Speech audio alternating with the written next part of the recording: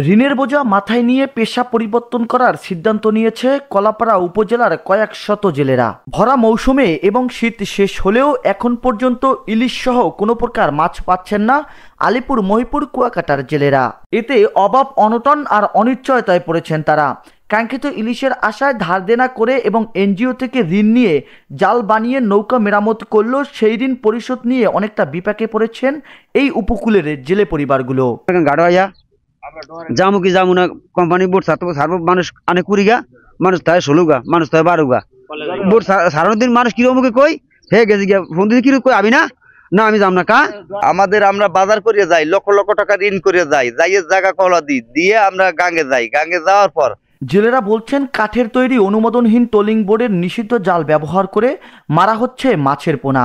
এতে বিপাকে পড়েছেন তীরবর্তী মাছ শিকারকারীরা। এছাড়াও গভীর সমুদ্রে জেলেদের জীবন নিরাপত্তা নিয়ে রয়েছে অনেকটা দুশ্চিন্তা।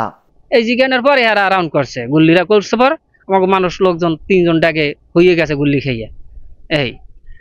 এই অবস্থায় আছে আর উঠে এরা পিটাই ফুটাইয়া তেল মোবাইল টোবাইল যা পাইছে মাছ টাছ কাঁচাই মাছাইয়া সব নিয়ে গেছে। মানে ট্রলিং ফিশিং বোট দিয়ে ট্রলিং করে ট্রলিং এর কারণে আমাদের মাছটা শীতের দিনও মাছটা ডুবা থাকে, সব কাছে ছোট বড় সব মাছগুলা উড়ে লায়। এখন বর্তমানে কিছু জাল আছে মসি জালের মতন বিন্দি গ্রাই দেওয়া হয়, ওগুলা যত কুচা মাছ আছে সবগুলা মাছ মারিয়া লায়। তো মাছের বেশি তো মারিয়া লায় ধরবো আমরা ইলিশ মাছটা ফার্ম কিভাবে? সাগরের ডাহাতির হার বাইরে গেছে, এখন ঘুমাই তো ভয় লাগে, মনে করি আইতে লাগছে এই ধরলে বুঝি আবার একটা সিঙ্গেল মালও ভয় লাগে ওই বুঝি ডাহাইতের। প্রতিনিয়তই এই আলিপুর মহিপুর মৎস্য বন্দরে জলদস্যুদের হাতে শিকার হয়ে সর্বোচ্চ হারিয়ে ঘাটে ফিরছেন তারা। দিন দিন জলদস্যুদের আক্রমণের শিকার হচ্ছেন এই আলিপুর মহিপুরের মৎস্য বন্দরের জেলেরা। তাই লোকসান থেকে বাঁচতে এবং নিজের জীবন বাঁচাতে অন্য কর্ম বেছে নিচ্ছেন এই উপকূলের জেলেরা। এদিকে ট্রলার মালিকরা বলছেন একটি ট্রলার গভীর সমুদ্রে মৎস্য শিকারে পাঠাতে হলে জ্বালানি তেলসহ প্রায় 5 লাখ টাকা খরচ হয়। তবে তীরে ফিরে যে মাছ পায় তা বিক্রি করে খরচ টাকায় উঠছেন না বর্তমানে, বরং জলদস্যুদের হাতে আহত এবং নিহত হতে হয় জেলেদের। এই লোকসান গুনতে হয় মালিক মহাজনদের। ট্রলিং জাহাজের জন্য কিন্তু সেটাকে সাধারণ জেলেদের উপরে চাপাই দেওয়া হয়েছে।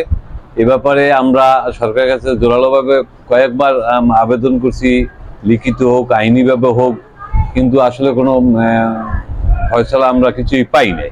এই পেশা থেকে জেলেরা সরে গেলে কেমনটা প্রভাব পড়বে অর্থনীতিতে এবং জেলেদের পেশা টিকিয়ে রাখতে কি কি পরিকল্পনা রয়েছে এ বিষয়ে কলাপাড়া উপজেলা মৎস্য কর্মকর্তার কাছে জানতে চাইলে তিনি বলেন, আমাদের পটুয়াখালীর কুয়াকাটা সংলগ্ন বঙ্গোপসাগরে আমাদের প্রতিনিয়ত মাছের পরিমাণ আমরা দেখতে পাচ্ছি কমে যাচ্ছে। আসলে জলবায়ু পরিবর্তন, ডুবোচরের সৃষ্টি, আমাদের নদ নদীগুলোর নাব্যতা কমে যাওয়ার কারণে এই প্রভাবগুলো তৈরি হয়েছে। তাছাড়া আমাদের এই অঞ্চলে কিছু কিছু অবৈধ জালেরও ব্যবহার বৃদ্ধি পাচ্ছে বা আমাদের জেলেরা ব্যবহার করছে, এর ফলে আমাদের মাছের পরিমাণ কিছু কমছে।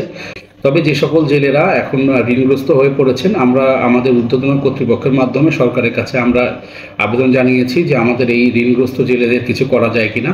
ইতিমধ্যে আমাদের উপদেষ্টা মহোদয় বলেছেন যে মৎস্য প্রাণী সম্পদ ব্যাংক গঠনের একটি চিন্তা তার আছে। জলদস্যুমুক্ত সমুদ্র সৈকত এবং জেলেদের এই পেশা টিকিয়ে রাখতে সরকারের সহযোগিতা আশা করছেন এই অসহায় জেলে পরিবারগুলো। কুয়াকাটা থেকে জাহিদুল ইসলাম জাহিদ, বাংলা ভিশন ডিজিটাল।